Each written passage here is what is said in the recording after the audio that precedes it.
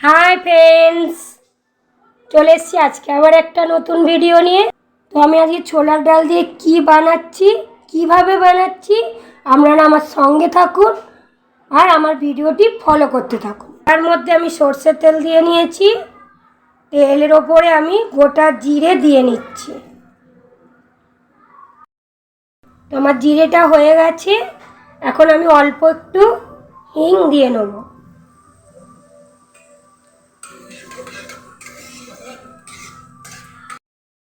তো আমি ছোলার ডাল বাটাটা দিয়ে দিয়েছি। ছোলার ডালটাকে আমি সকালে ভিজিয়ে রেখেছিলাম, সেই ভেজানো ডালের সাথে একটু আদা, দুটো কাঁচা লঙ্কা দিয়ে আমি পেস্ট করে নিয়েছি। এখন এটা আমি ভালো করে পুর বানিয়ে নেব।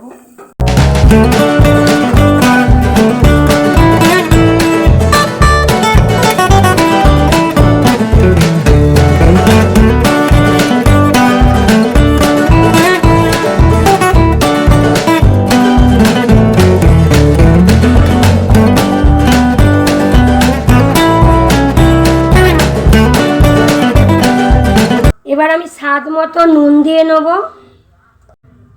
পরিমাণ মতো হলুদ দিয়ে নেব, কাঁচা লঙ্কা আদা বাটা দিয়েছি। তো শুধু একটু কালারের জন্য অল্প একটু শুকনো লঙ্কা গুঁড়ো দিয়ে নেব। 1 চামচের মতো ধনে গুঁড়ো দিয়ে নেব। এবার এটা আমি ভালো করে কষে নেব।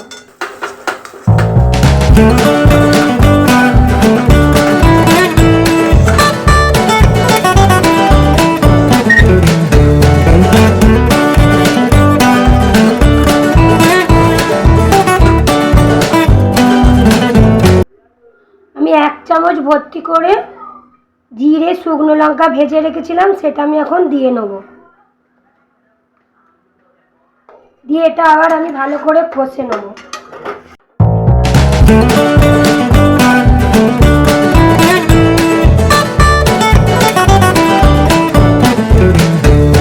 যেন এটা টাইট হয়, যেন গিলা গিলা না হয়, সেটা খেয়াল রাখতে হবে। এইভাবে টাইট টাইট হবে পুরটা। যতক্ষণ না একটু আরও টাইট হচ্ছে আমি পুরটাকে এইভাবেই নাড়তে থাকবো।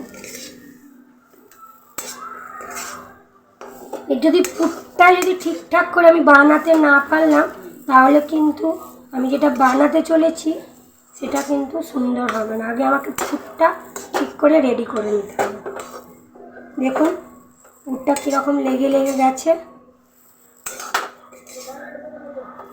কড়া থেকে একদম উঠে আসছে। এই রকমভাবে আপনারা পুরটা রেডি করে নেবেন।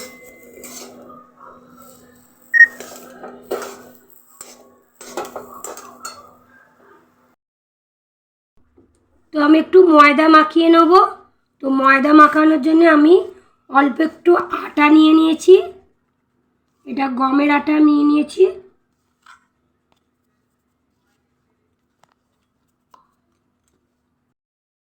আমি ওই বাটির 1 বাটি ময়দা দিয়ে নিয়েছি। একটু ছোট কাপের 1 কাপ সুজি দিয়ে নিয়েছি। পরিমাণ মতো নুন দিয়ে নিয়েছি, অল্প একটু চিনি দিয়ে নিয়েছি।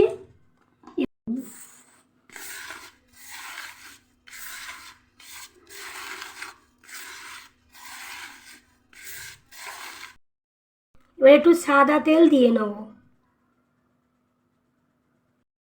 এবার আমি ভালো করে আবার মিক্স করে নেব।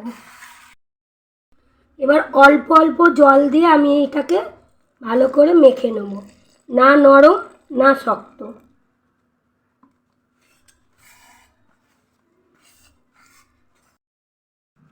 A few moments later.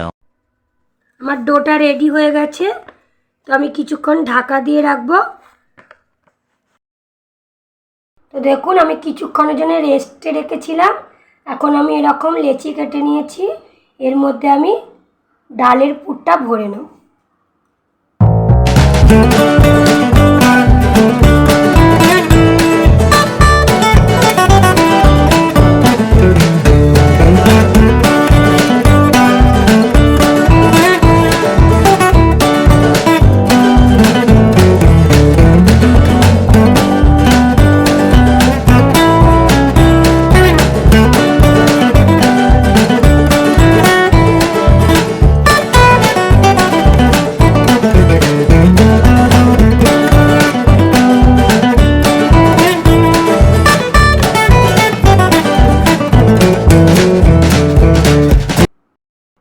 রকমভাবে আমি সবগুলো ভরে নেব। তো সুজিটা দিয়েছিলাম এই কারণেই যাতে আমার এই ডাল পুরিটা মচমচ করে।